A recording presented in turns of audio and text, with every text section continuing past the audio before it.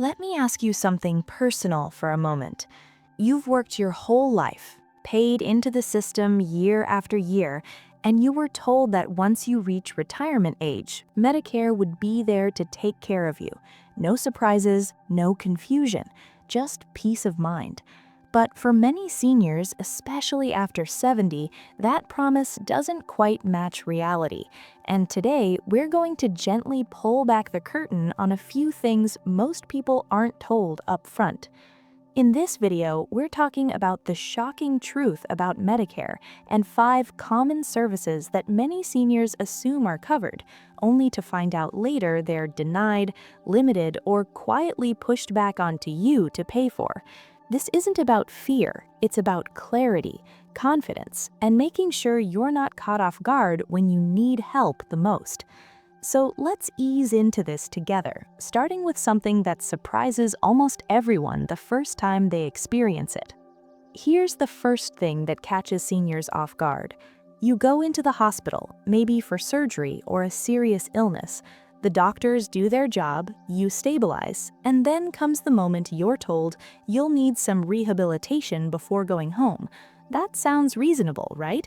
You imagine a few weeks in a skilled nursing facility where you'll regain strength, get physical therapy, and recover properly. What many people don't realize is how narrowly Medicare defines and limits this type of care. Medicare will only cover skilled nursing or rehab under very specific conditions. You must have been admitted to the hospital as an inpatient, not just kept for observation. That distinction alone trips up thousands of seniors every year. And even if you qualify, the coverage is short-term. The clock starts ticking immediately. After a limited number of days, the coverage drops sharply or stops altogether, often right when you're just beginning to feel a little stronger. Now imagine being told you still need help walking, bathing, or even standing safely, but Medicare says you're no longer improving fast enough. At that point, the bill doesn't stop, it simply shifts to you, and those daily costs can be staggering. This hits seniors over 70 particularly hard because recovery takes longer. Healing isn't a race anymore, and it shouldn't have to be. But the system is designed around quick improvement, not real-life aging bodies. The quiet truth is that many seniors leave rehab earlier than they should, not because they're ready, but because coverage ends. That leads us into the second shock, and this one affects everyday life more than people expect. Let's talk about long-term help at home. Most seniors assume that if they need assistance with daily tasks like bathing, dressing, cooking, or medication reminders, Medicare will step in. After all, these aren't luxuries, these are basic needs that determine whether you can live safely at home. Here's where reality stings a bit. Medicare generally does not cover long-term personal care. That means if you need someone to help you shower safely, prepare meals, or keep an eye on you during the day, Medicare usually considers that custodial care. And custodial care, even when it's absolutely essential, is not something Medicare pays for long-term. This is one of the biggest misunderstandings seniors have, and it often doesn't come to light until there's a fall, a health scare, or a spouse who can no longer provide help.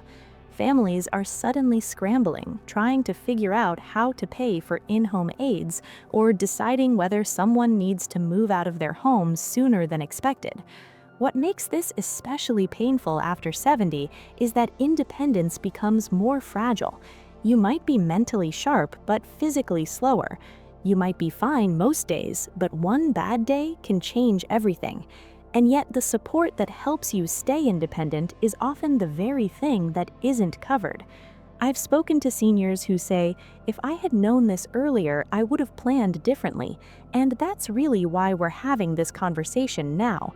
Knowledge gives you options, silence takes them away. Before we go further, if this kind of honest, plain language guidance is helpful to you, take a moment to like this video and subscribe to the channel. It tells YouTube to share this with more seniors who deserve straight answers, and it helps us keep bringing you information that actually matters in real life, not just on paper. All right, let's keep going. Because once people start noticing these gaps, they often realize they've been navigating Medicare with a lot of assumptions that simply weren't true.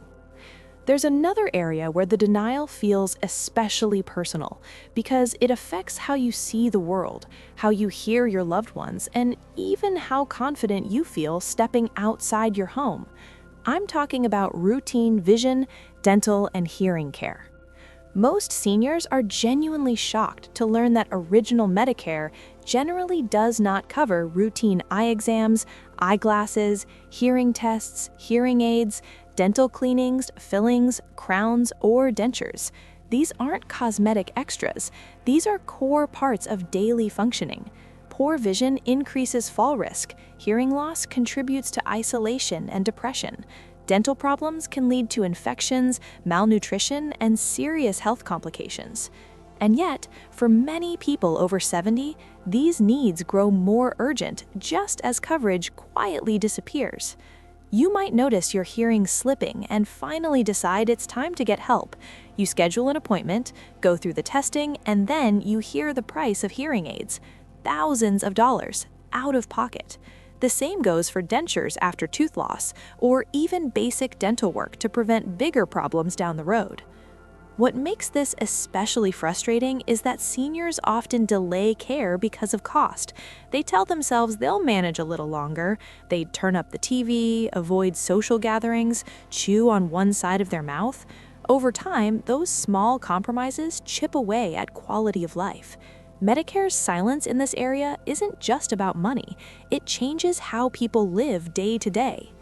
Now let's move into something that feels more subtle, but becomes very real when mobility starts to change. Imagine you're still living in your own home. You want to stay there. The memories are there, the routines are there. But stairs feel steeper, the bathtub feels riskier.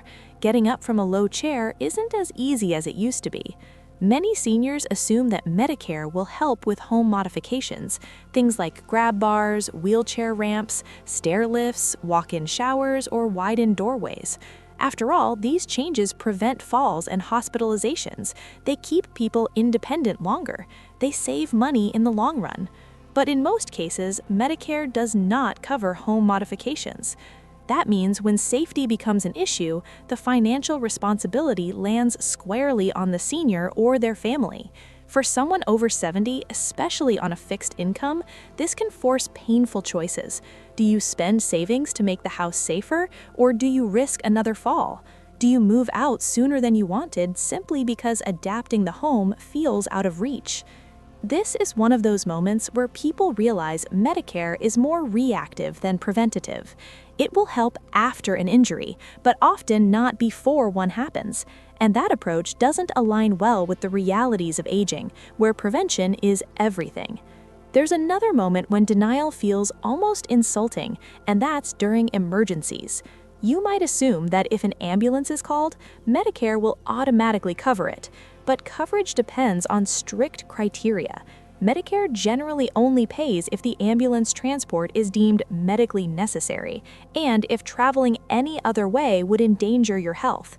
If those boxes aren't checked perfectly, you may receive a bill that leaves you stunned. For seniors over 70, emergencies aren't always dramatic. Sometimes it's dizziness, sometimes it's weakness, sometimes it's confusion that worries a spouse or neighbor. An ambulance feels like the safest choice, but Medicare may later decide it wasn't necessary enough. That decision doesn't happen in the moment. It comes weeks later in the form of a notice or a bill long after the stress has passed. And by then, you're left trying to understand paperwork when all you wanted was help. All of this creates a quiet pattern.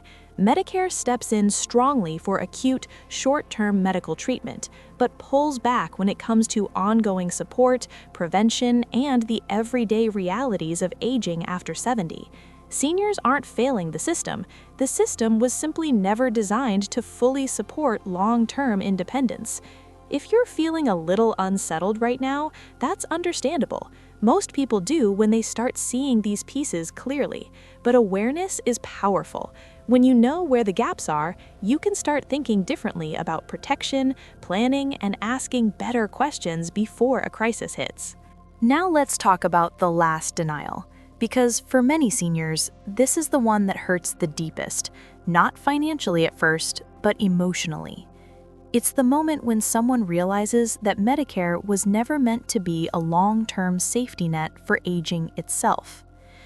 When a senior's health slowly declines, not suddenly, not dramatically, but little by little, families often reach a point where they ask about long-term care, not rehab for recovery, not a short stay, but ongoing care, whether that's in a nursing home, an assisted living community, or extended care at home. This is where the truth becomes impossible to ignore. Medicare generally does not cover long-term care. If someone needs help day after day, month after month, with supervision, personal care, or safety, Medicare steps away. It may cover doctor visits, hospital stays, and short-term skilled services, but the ongoing support that many seniors over 70 eventually need is considered non-medical, even when it's essential for survival and dignity. This is often the moment when families feel blindsided. They assumed Medicare would handle it because, frankly, no one told them otherwise.